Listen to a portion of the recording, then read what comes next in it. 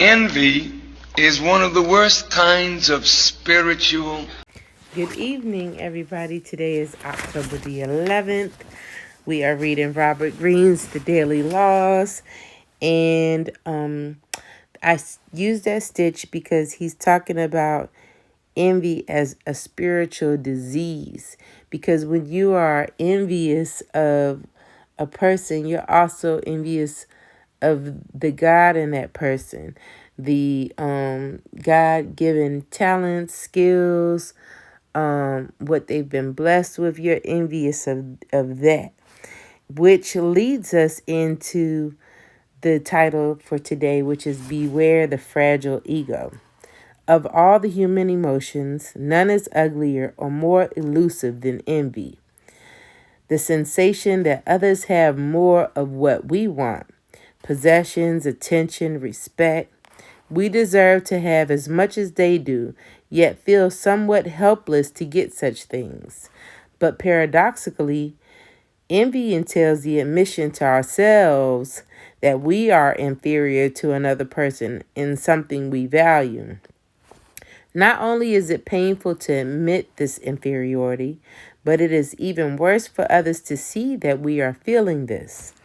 And so, almost as soon as we feel the initial pangs of envy, we are motivated to disguise it to ourselves. It is not envy we feel, but unfairness at the distribution of goods and attention, resentment at this unfairness, even anger. The underlying sense of inferiority is too strong, leading to hostility that cannot be vented by a comment or put down.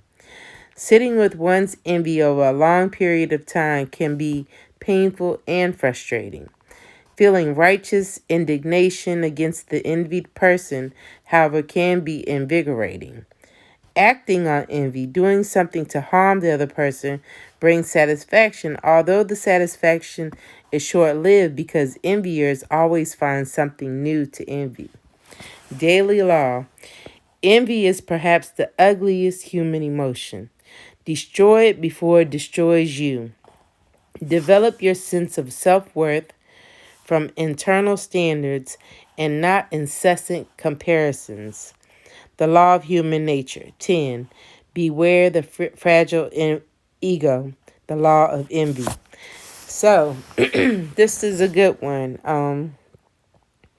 If you're feeling inadequate, don't compare yourself to other people. You got to level up yourself so that you're not always comparing yourself.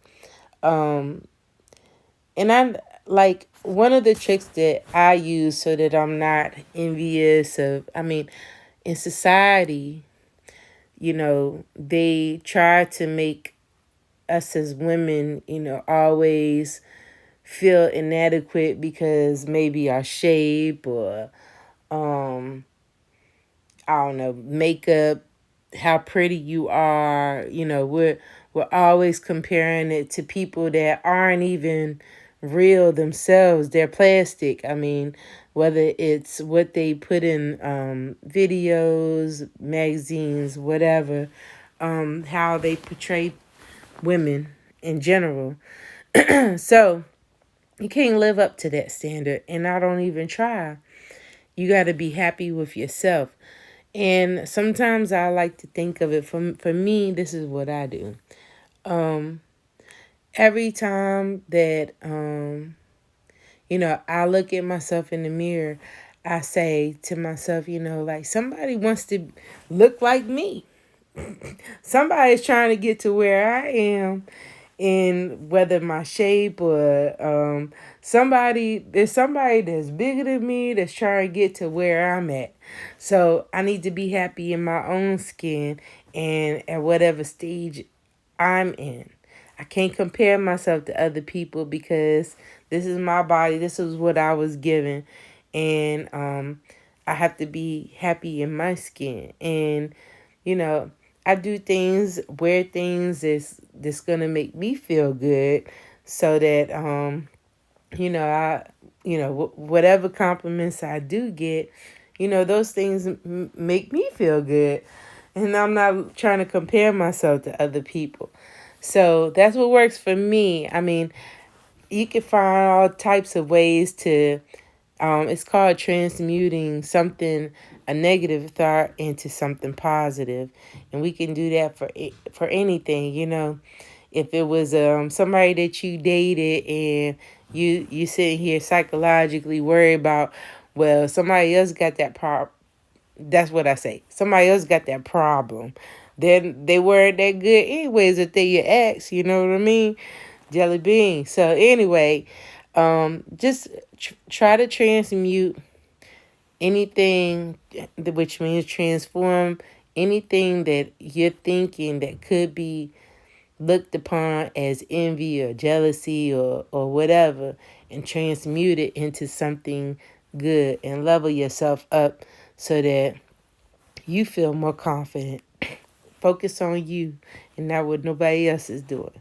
Y'all have a good night, and let's do it again tomorrow.